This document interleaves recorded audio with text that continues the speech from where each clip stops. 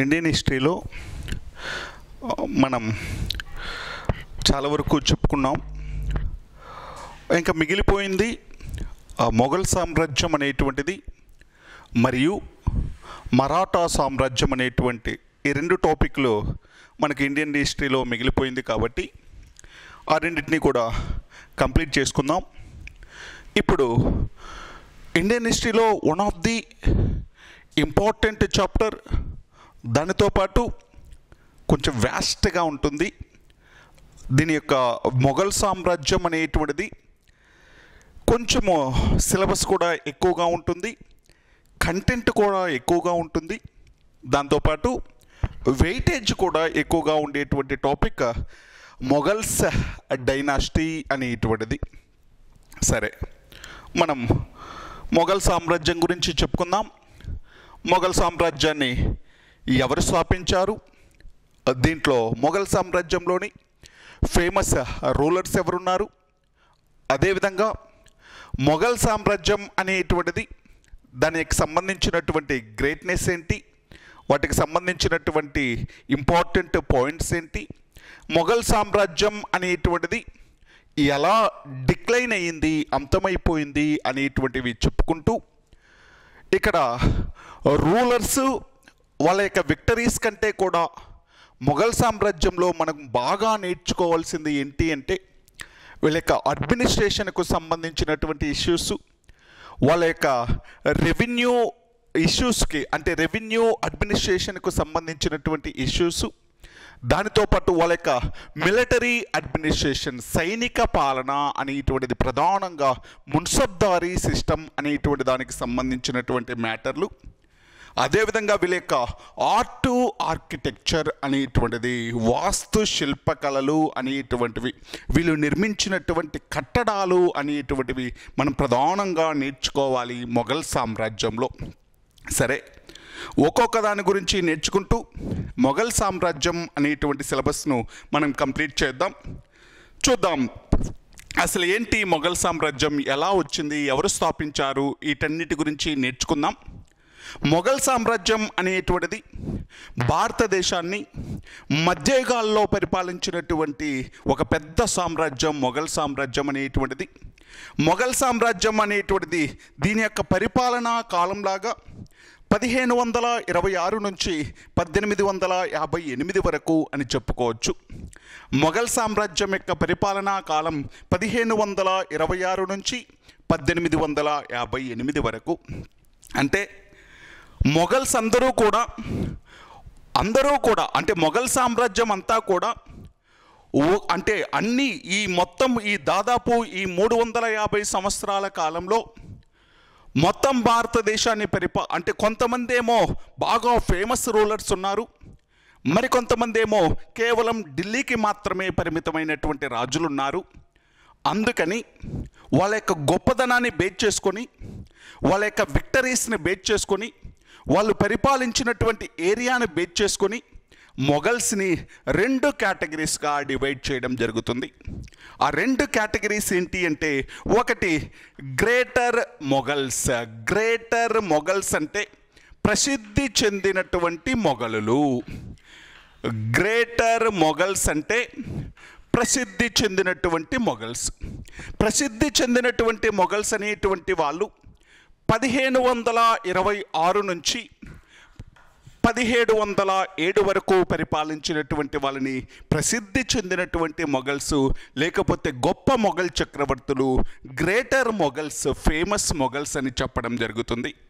అంటే ఈ ప్రసిద్ధి చెందినటువంటి మొఘల్స్లో మనము ఏ రాజుల్ని ప్రసిద్ధి చెందినటువంటి మొఘల్స్ గ్రేటర్ మొఘల్స్ అని చెప్పుకుంటాము అంటే, వాళ్ళలో అంటే మొఘల్ సామ్రాజ్యాన్ని స్థాపించినటువంటి బాబర్ అనేటువంటి వ్యక్తి. ఈ బాబర్ అనేటువంటి వ్యక్తి 1526 నుంచి 1530 వరకు పరిపాలించడం జరిగింది.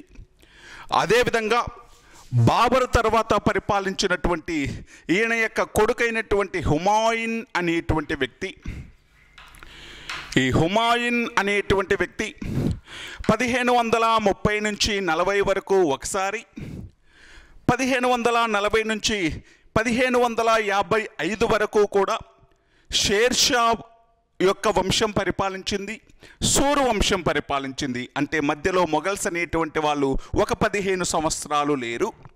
మొఘల్స్ అనేటువంటి వాళ్ళు 15 సంవత్సరాలు లేరు. ఆ కాలంలో సూరు వంశం అనేటువంటిది పరిపాలించింది. మళ్ళీ 1555 నుంచి 56 వరకు పరిపాలించాడు హుమాయూన్ అనేటువంటి వ్యక్తి.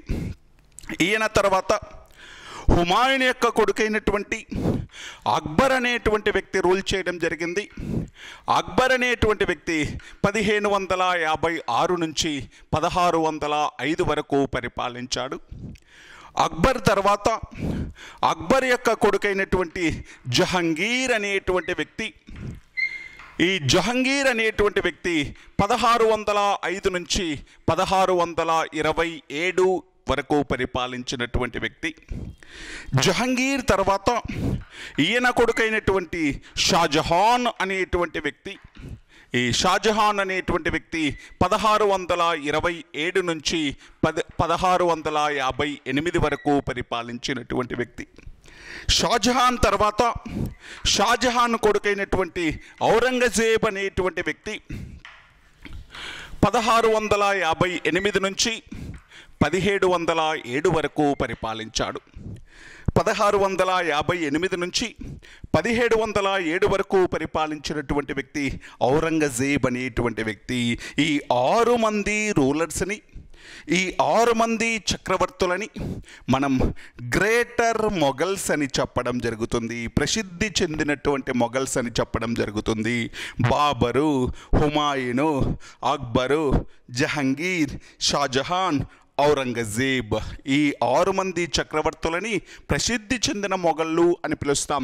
1526 నుంచి 1707 వరకు వీళ్ళ యొక్క పరిపాలనా కాలంగా చెప్పవచ్చు. బాబర్తో స్టార్ట్ అవుతుంది, ఔరంగజేబ్తో ఎండ్ అవుతుంది ఈ ప్రసిద్ధి చెందినటువంటి మొఘల్స్ అనేటువంటి వాళ్ళు. మరి వీళ్ళ తర్వాత వచ్చినటువంటి ఔరంగజేబ్ తర్వాత వచ్చినటువంటి మొఘల్స్ అనేటువంటి వాళ్ళు వీక్ రూలర్స్ అవడంతో, బలహీనమైనటువంటి చక్రవర్తులు అవడంతో వాళ్ళని లేటర్ మొఘల్స్, మళ్ళీ మొఘలులు అని పిలవడం జరుగుతుంది. లేటర్ మొఘల్స్, మళ్ళీ మొఘలులు అనేటువంటి వాళ్ళని 1707 సంవత్సరం నుంచి 1858 వరకు ఉండేటువంటి వాళ్ళని లేటర్ మొఘల్స్, మళ్ళీ మొఘలులు అని పిలిచాం. 1707 సంవత్సరం నుంచి 1858 వరకు అంటే లేటర్ మొఘల్స్ అనేటువంటి వాళ్ళు బహదూర్ షా 1 తోటి స్టార్ట్ అవుతున్నారు. లాస్ట్గా బహదూర్ షా 2 తోటి ఎండ్ అవడం జరుగుతుంది. సిపాయిల తిరుగుబాటుకు నాయకత్వం వహించినటువంటి బహదూర్ షా 2 తోటి ఎండ్ అవుతారు. ఎవరు అంటే మొఘల్స్ అనేటువంటి వాళ్ళు. మనం ఈ లేటర్ మొఘల్స్ అనేటువంటి టాపిక్ తర్వాత నేర్చుకుందాం. ఈ లేటర్ మొఘల్స్ అనేటువంటి టాపిక్ మనం ఎక్కడ నేర్చుకుంటాము అంటే మోడ్రన్ ఇండియన్ హిస్టరీలో నేర్చుకుంటాం. భారతదేశాన్ని బ్రిటిష్ వాళ్ళు ఆక్రమించే సమయంలో ఉన్నటువంటి మొఘల్ చక్రవర్తులు అనేటువంటి టాపిక్లో మనం నేర్చుకుంటాం.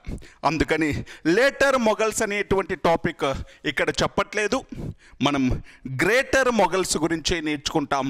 అంటే బాబరు, హుమాయూను, అక్బరు, జహంగీర్, షాజహాన్, ఔరంగజేబ్ అనేటువంటి వాళ్ళ గురించి నేర్చుకుందాం. సరే, ఒక్కొక్క రాజు గురించి నేర్చుకుందాం. ఈ రాజుల గురించి నేర్చుకునే ముందు అసలు ఎవరు మొఘల్స్ అనేటువంటి వాళ్ళు, భారతదేశానికి ఎలా వచ్చారు అనేటువంటిది చూస్తే, మొఘల్స్ అనేటువంటి వాళ్ళు మంగోల్ జాతికి సంబంధించినటువంటి వాళ్ళు. మంగోల్ జాతి అంటే మంగోలియా ప్రాంతానికి చెందినటువంటి వాళ్ళు, ఈ ఉత్తర ఆసియా ప్రాంతానికి చెందినటువంటి వాళ్ళు. ఈ మంగోల్ జాతికి సంబంధించినటువంటి వాళ్ళు అంటే మనకు మంగోల్ జాతీయులు అనగానే ప్రధానంగా గుర్తుకు వచ్చేటువంటి రాజు చెంగీస్ ఖాన్ అనేటువంటి వ్యక్తి. అదేవిధంగా ఇంకొక ప్రధానమైనటువంటి మంగోల్ రాజు తైమూర్ అనేటువంటి వ్యక్తి. ఈ చెంగీస్ ఖాన్, తైమూర్ వంశాలకు చెందినటువంటి వాళ్ళే మొఘల్స్ అనేటువంటి వాళ్ళు. ఏ జాతికి చెందినటువంటి వాళ్ళు అంటే మంగోల్ జాతికి చెందినటువంటి వాళ్ళు వీళ్ళు. అదేవిధంగా అంటే మంగోలులు అనేటువంటి వాళ్ళే మొఘల్స్ లాగా పిలవడం జరుగుతుంది. మంగోల్ జాతీయులు కాబట్టి మొఘల్స్ లాగా పిలవడం జరుగుతుంది వీళ్ళని. ఈ మంగోల్ జాతికి సంబంధించినటువంటి వాళ్ళు వీళ్ళ యొక్క ట్రైబ్ ఏంటి అంటే చగతాయ్ అనేటువంటి ట్రైబ్కు చెందినటువంటి వాళ్ళు. వీళ్ళ యొక్క తెగ పేరు ఏంటి అంటే చగతాయ్ అనేటువంటి పేరు. వీళ్ళేమో జాతి మంగోల్ జాతి, తెగ చగతాయ్ అనేటువంటి తెగకు చెందినటువంటి వాళ్ళు. మరి ఈ మొఘల్స్ అనేటువంటి వాళ్ళు అధికార భాషగా దేనిని ఉపయోగించుకున్నారు అంటే పర్షియా అనేటువంటిది వీళ్ళ యొక్క అధికార భాషగా ఉపయోగించుకున్నారు, అఫీషియల్ లాంగ్వేజ్ లాగా వాడడం జరిగింది. మరి ఈ మంగోల్ జాతికి సంబంధించినటువంటి మొఘల్స్ అనేటువంటి వాళ్ళు భారతదేశానికి ఎలా వచ్చారు, అసలు భారతదేశానికి రాకముందు వీళ్ళు ఏ ప్రాంతాలను పరిపాలించారు అనేటువంటిది చూసుకుందాం. మనము మొఘల్స్ ప్రీ హిస్టరీ అంటే వాళ్ళు ఎక్కడి నుంచి వచ్చారు, ఎందుకు వచ్చారు అనేటువంటిది చూసుకుంటే, మొఘల్స్ అనేటువంటి వాళ్ళు ఇప్పుడే చెప్పుకున్నాం చెంగిస్ ఖాను మరియు తైమూర్ వంశాలకు చెందినటువంటి వాళ్ళు అని చెప్పుకున్నాం. తైమూర్ అనేటువంటి వ్యక్తి భారతదేశంపై క్రీస్తు శకం 1398 సంవత్సరంలో దండయాత్ర చేశాడు. తైమూర్ అనేటువంటి వ్యక్తి 1398 సంవత్సరంలో దండయాత్ర చేసి అప్పటి ఢిల్లీ సుల్తాన్ అయినటువంటి నాసిరుద్దీన్ మహమ్మద్ తుగ్లక్ అనేటువంటి వ్యక్తిని ఓడించి భారతదేశం నుంచి విశేషమైనటువంటి సంపదను తన దేశానికి తీసుకెళ్ళిపోతాడు తైమూర్. తైమూర్ అనేటువంటి వ్యక్తి మధ్య ఆసియాలో ఒక పెద్ద సామ్రాజ్యాన్ని స్థాపించినటువంటి వ్యక్తి ఈ తైమూర్ అనేటువంటి వ్యక్తి. తైమూర్ అనేటువంటి వ్యక్తి మధ్య ఆసియాలో అంటే భారతదేశానికి పైన ఇక్కడ ఉండేటువంటి ఈ ప్రాంతం అంతా కలిపి ఒక పెద్ద సామ్రాజ్యాన్ని ఏర్పాటు చేశాడు. ఈ పెద్ద సామ్రాజ్యాన్ని తను చనిపోయేటువంటి దశలో అంటే తన యొక్క లాస్ట్ టైం, తన యొక్క చివరి దశలో, తన యొక్క లాస్ట్ స్టేజ్లో సామ్రాజ్యాన్ని 4 చిన్న చిన్న భాగాలుగా విడగొట్టి తన వారసులకు డిస్ట్రిబ్యూట్ చేయడం జరిగింది, పంచడం జరిగింది తైమూర్ అనేటువంటి వ్యక్తి. అలా తైమూర్ అనేటువంటి వ్యక్తి తాను స్థాపించినటువంటి ఒక పెద్ద రాజ్యాన్ని 4 చిన్న రాజ్యాలుగా విడగొట్టి తన యొక్క వారసులకు ఇవ్వడం జరిగింది. అలా విడగొట్టినటువంటి ఆ 4 చిన్న రాజ్యాలు ఏంటి అంటే సమర్కండ్ అనేటువంటిది, సమర్కండ్, హీరట్,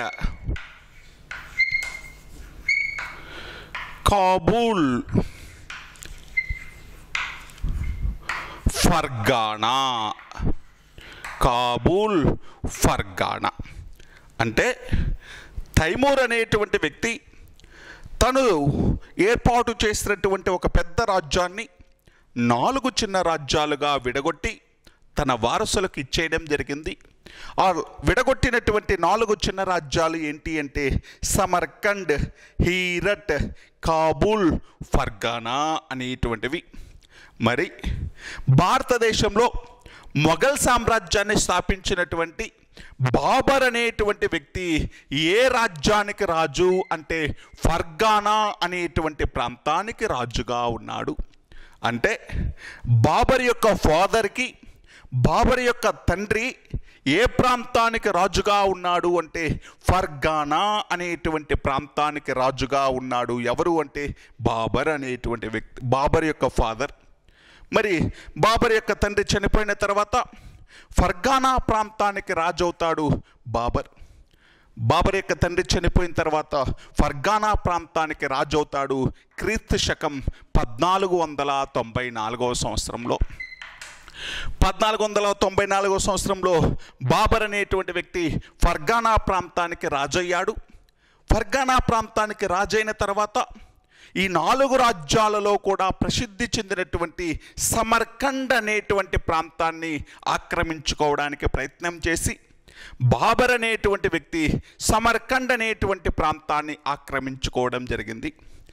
సమర్కండ్ అనేటువంటి ప్రాంతాన్ని ఆక్రమించుకొని కొన్ని రోజులు పరిపాలించాడు. కాకపోతే ఒక ఉజ్బెకిస్తాన్ రూలర్ అయినటువంటి షైబాది ఖాన్ అనేటువంటి వ్యక్తి, ఉజ్బెకిస్తాన్ రూలర్ అయినటువంటి షైబాది ఖాన్ అనేటువంటి వ్యక్తి బాబర్ని ఓడించి సమర్కండ్ను ఆక్రమించడం జరిగింది. అంటే మొదట బాబర్ ఫర్గానా ప్రాంతానికి రాజు, సమర్కండ్ను ఆక్రమించి సమర్కండ్ నుంచి పరిపాలిస్తున్నాడు. సమర్కండ్ను పరిపాలిస్తున్నటువంటి దశలో ఉజ్బెకిస్తాన్ రూలర్ అయినటువంటి షైబాది ఖాన్ అనేటువంటి వ్యక్తి బాబర్ని ఓడించి సమర్కండ్ని ఆక్రమించడం జరిగింది. దీనితో బాబర్కు రాజ్యం లేకుండా పోయింది. బాబర్ అనేటువంటి వ్యక్తి ఓడిపోవడం జరిగింది, రాజ్యం లేకుండా పోయింది. ఇటువంటి దశలో ఒక బలహీనమైనటువంటి రాజ్యం కాబూల్ రాజ్యాన్ని ఆక్రమించుకోవడం జరిగింది 1504వ సంవత్సరంలో. అంటే ఇప్పుడు చూడండి, బాబర్ అనేటువంటి వ్యక్తి తైమూర్ యొక్క వారసుడు. అంటే చెంగీజ్ ఖాన్ మరియు తైమూర్ యొక్క వారసులు మొఘల్స్ అనేటువంటి వాళ్ళు. బాబర్ యొక్క తండ్రి ఫర్గానా ప్రాంతానికి రాజుగా ఉంటాడు. ఆయన చనిపోయిన తర్వాత బాబర్ ఆ ప్రాంతానికి రాజు అవుతాడు. బాబర్ అనేటువంటి వ్యక్తి సమర్కండ్ ప్రాంతాన్ని ఆక్రమించుకుంటాడు. కాకపోతే బాబరును ఉజ్బెక్ రూలర్ అయినటువంటి షైబాది ఖాన్ ఓడించడంతో బాబర్కు రాజ్యం లేకుండా పోతుంది. ఇటువంటి దశలో ఒక బలహీనమైనటువంటి రాజ్యం కాబూల్ను ఆక్రమించుకున్నాడు 1504వ సంవత్సరంలో. అలా కాబూల్ ప్రాంతం నుంచి పరిపాలిస్తున్నాడు బాబర్ అనేటువంటి వ్యక్తి. ఇలా కాబూల్ ప్రాంతాన్ని పరిపాలిస్తున్నటువంటి దశలో భారతదేశంలో ఎవరు పరిపాలిస్తున్నారు అంటే ఢిల్లీ సుల్తానుల్లో చివరి వంశమైనటువంటి లోడీ వంశం పరిపాలిస్తుంది. లోడీ వంశంలో రూలర్ అయినటువంటి ఇబ్రహీం లోడీ అనేటువంటి వ్యక్తి భారతదేశ చక్రవర్తిగా ఉన్న సమయంలో ఢిల్లీ సుల్తానుగా ఇబ్రహీం లోడీ అనేటువంటి వ్యక్తి ఉన్నటువంటి సమయంలో ఈ బాబర్ అనేటువంటి వ్యక్తి భారతదేశంపై దాడి చేయడం జరిగింది, అటాక్ చేయడం జరిగింది.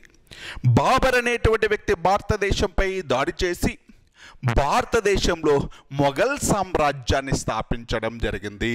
అంటే ఒక ఫారిన్ మంగోల్ జాతికి సంబంధించినటువంటి బాబర్ అనేటువంటి వ్యక్తి భారతదేశంలో మొఘల్ సామ్రాజ్య స్థాపన చేయడం జరిగింది. అక్కడి నుంచి దాదాపు 350 సంవత్సరాలు భారతదేశాన్ని పరిపాలించిన గొప్ప రాజవంశం ఏంటి అంటే మొఘల్ సామ్రాజ్యం, మొఘల్ డైనాసిటీ అనేటువంటిది. అందులో మొట్టమొదట మొఘల్ సామ్రాజ్యాన్ని స్థాపించినటువంటి బాబర్ నుంచి మొదలు పెట్టుకుందాం. ఒక్కొక్క రాజు గురించి చెప్పుకుందాం. ఫస్ట్ రూలర్ బాబర్ అనేటువంటి వ్యక్తి.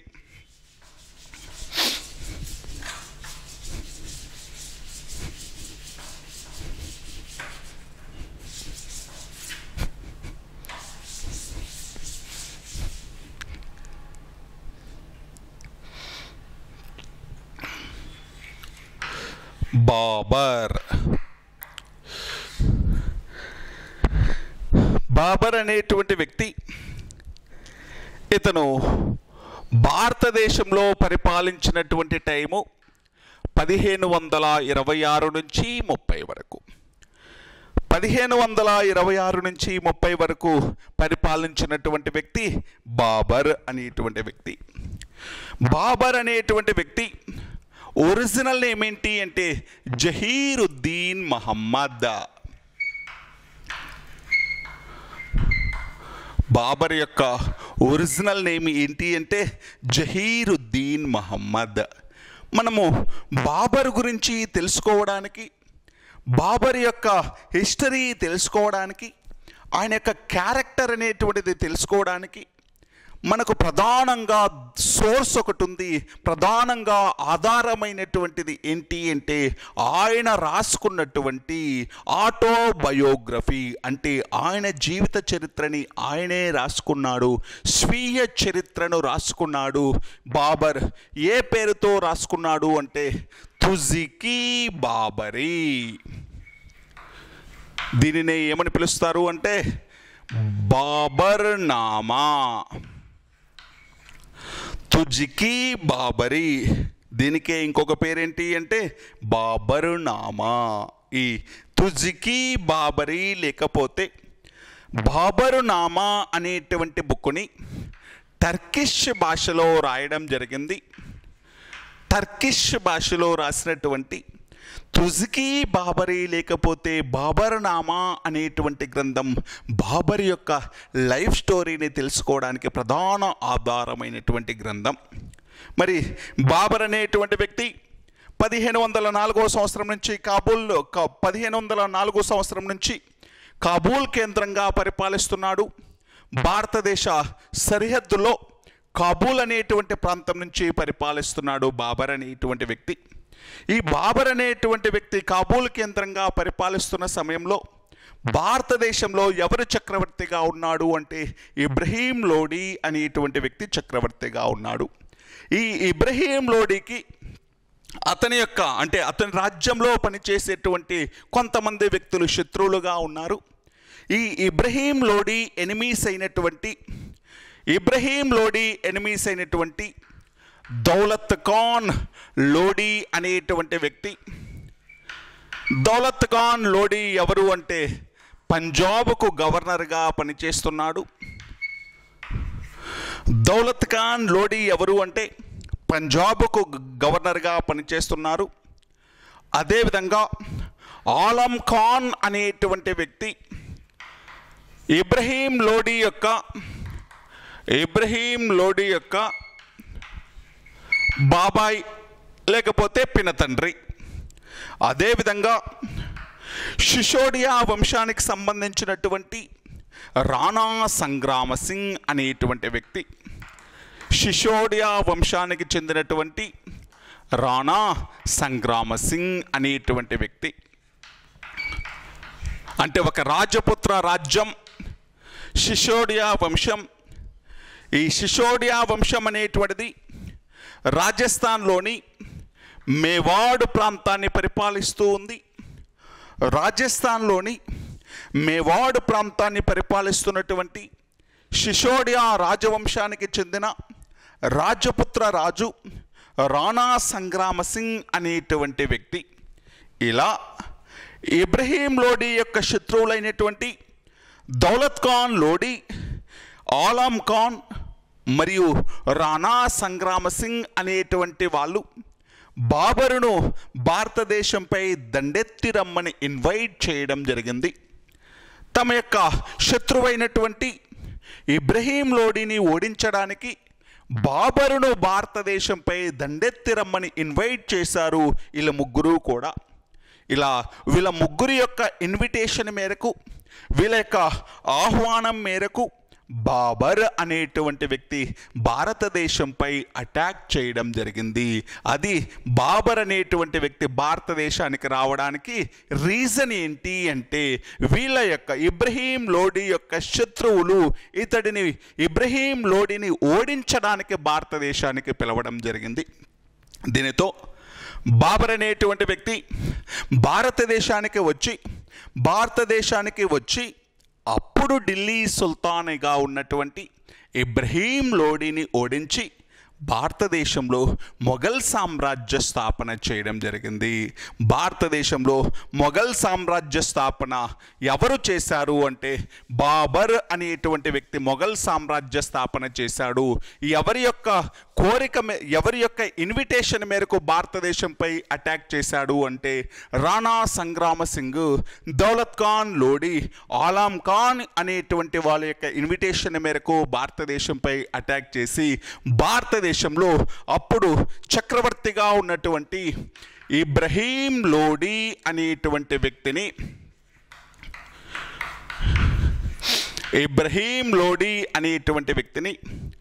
బాబర్ అనేటువంటి వ్యక్తి 1526 ఏప్రిల్ 21వ తేదీన జరిగినటువంటి 1526 ఏప్రిల్ 21వ తేదీన జరిగినటువంటి ఫస్ట్ పానిపట్టు వార్, మొదటి పానిపట్టు యుద్ధము. పానిపట్టు అనేటువంటిది హర్యానాలో ఉన్నటువంటి ఒక ప్లేస్ పేరు. హర్యానాలోని పానిపట్టు అనేటువంటి ప్రాంతం వద్ద యుద్ధం జరిగింది కాబట్టి దీనిని పానిపట్టు యుద్ధము అని పిలుస్తాం. మరి ఈ మొదటి పానిపట్టు యుద్ధము అనేటువంటిది ఇబ్రహీం లోడీకి మరియు బాబర్కి మధ్య జరిగింది 1526 ఏప్రిల్ 21వ తేదీన. మరి 1526 ఏప్రిల్ 21వ తేదీన జరిగినటువంటి ఈ మొదటి పానిపట్టు యుద్ధంలో ఇబ్రహీం లోడీని ఓడించి బాబర్ అనేటువంటి వ్యక్తి మొఘల్ సామ్రాజ్య స్థాపన చేయడం జరిగింది. Babur has started Mughal dynasty in the year 1526 April 21 by defeated Ibrahim Lodi in the war, first Panipat war. ఇలా మొదటి పానిపట్టు యుద్ధం ద్వారా భారతదేశంలో ఏ సామ్రాజ్య స్థాపన జరిగింది అంటే మొఘల్ సామ్రాజ్య స్థాపన జరిగింది. సరే, మరి ఈ బాబర్ అనేటువంటి వ్యక్తి ఆయన భారతదేశంలో ఉన్నన్ని రోజులు మొఘల్ సామ్రాజ్యాన్ని స్థాపించిన తర్వాత భారతదేశ రాజులతోటి ఆయన చేసినటువంటి ప్రధానమైనటువంటి యుద్ధాలు ఏంటి అనేటువంటిది చూద్దాం. ఈ యుద్ధం గురించి నేర్చుకున్నాం, మొదటి పానిపట్టు యుద్ధం గురించి. మరి మొదటి పానిపట్టు యుద్ధం తర్వాత మళ్ళీ ఇంకొక యుద్ధం చేశాడు 1527వ సంవత్సరంలో. ఖాన్వా యుద్ధము అనేటువంటిది చేయడం జరిగింది. 1527వ సంవత్సరంలో ఖాన్వా యుద్ధము అనేటువంటిది చేశాడు. 1527వ సంవత్సరంలో ఖాన్వా యుద్ధము అనేటువంటిది ఎవరితో చేశాడు అంటే రాణా సంగ్రామ సింగ్ అనేటువంటి వ్యక్తితోటి. 1527వ సంవత్సరంలో ఖాన్వా యుద్ధం ఎవరితో చేశాడు అంటే రాణా సంగ్రామ సింగ్. ఈయన గురించి ఇంతకుముందే చెప్పాను. రాజస్థాన్లోని మేవాడ్ అనేటువంటి ప్రాంతాన్ని పరిపాలిస్తున్న సిసోడియా వంశానికి చెందినటువంటి వ్యక్తి. రాజస్థాన్లోని మేవాడ్ అనేటువంటి ప్రాంతాన్ని పరిపాలిస్తున్న సిసోడియా రాజవంశానికి చెందినటువంటి రాజపుత్ర రాజు రాణా సంగ్రామ సింగ్. ఇంతకుముందే బాబర్ను భారతదేశంపై ఇన్వైట్ చేసినటువంటి వాళ్ళలో ఈయన ఒకడు.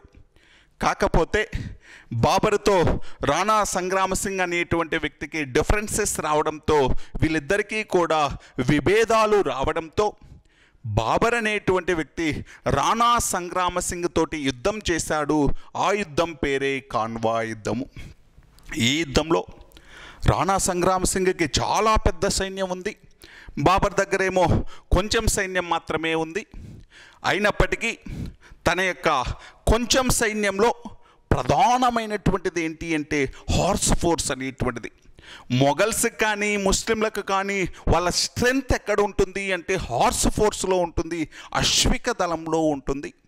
దానితో పాటు బాబర్ అనేటువంటి వ్యక్తి దగ్గర ఫిరంగి దళం అనేటువంటిది కూడా ఉంది, ఆర్టిలరీ అనేటువంటిది కూడా ఉంది. ఈ యుద్ధాలలో ఆయన గన్ పౌడర్ని కూడా ఉపయోగించడం జరిగింది, పేలుడు పదార్థాలను కూడా ఉపయోగించడం జరిగింది. ఇలా మొఘల్స్ యొక్క విజయాలలో ప్రధాన కారణం ఏంటి అంటే, బాబర్ యొక్క విజయాలకు ప్రధాన కారణం ఆయన వద్ద ఉన్నటువంటి హార్స్ ఫోర్స్ అశ్విక దళం మరియు ఆయన ఉపయోగించినటువంటి మందుగుండు సామాగ్రి అంటే పేలుడు పదార్థాలు అనేటువంటివి, గన్ పౌడర్ అనేటువంటిది, ఎక్స్ప్లోజివ్స్ని ఉపయోగించడం జరిగింది, గన్ పౌడర్ను ఉపయోగించడం జరిగింది. ఇతని దగ్గర ఫిరంగి దళాన్ని ఉపయోగించడం జరిగింది. అవి బాబర్ యొక్క విజయానికి ప్రధాన కారణం. మరి ఈ రాణా సంగ్రామ సింగ్ అనేటువంటి వ్యక్తి దగ్గర చాలా పెద్ద సైన్యం ఉన్నప్పటికీ బాబర్ అనేటువంటి వ్యక్తి తన యొక్క సైన్యానికి ధైర్యాన్ని చెబుతూ, తన యొక్క సైన్యానికి మీకేం పర్వాలేదు, మనం గెలుస్తున్నాం ఈ యుద్ధంలో అని ధైర్యాన్ని చెబుతూ రాణా సంగ్రామ సింగ్ పైన జిహాద్ను ప్రకటించాడు. ఈ యుద్ధంలో అంటే ముస్లింలు ఇంకా ఒక పవిత్ర యుద్ధంలాగా భావించండి, మన యొక్క శత్రువైనటువంటి సంగ్రామ సింగ్ని ఓడించాలి మనము అని చెప్పేసి వాళ్ళలో ఒక మోటివేషన్ కలిగించడం కోసం దాన్ని జిహాద్గా ప్రకటించాడు. ఎవరు అంటే బాబర్ అనేటువంటి వ్యక్తి. సంగ్రామ్ సింగ్ అనేటువంటి వ్యక్తి కూడా చాలా బలమైనటువంటి రాజు, 100 యుద్ధాల వీరు.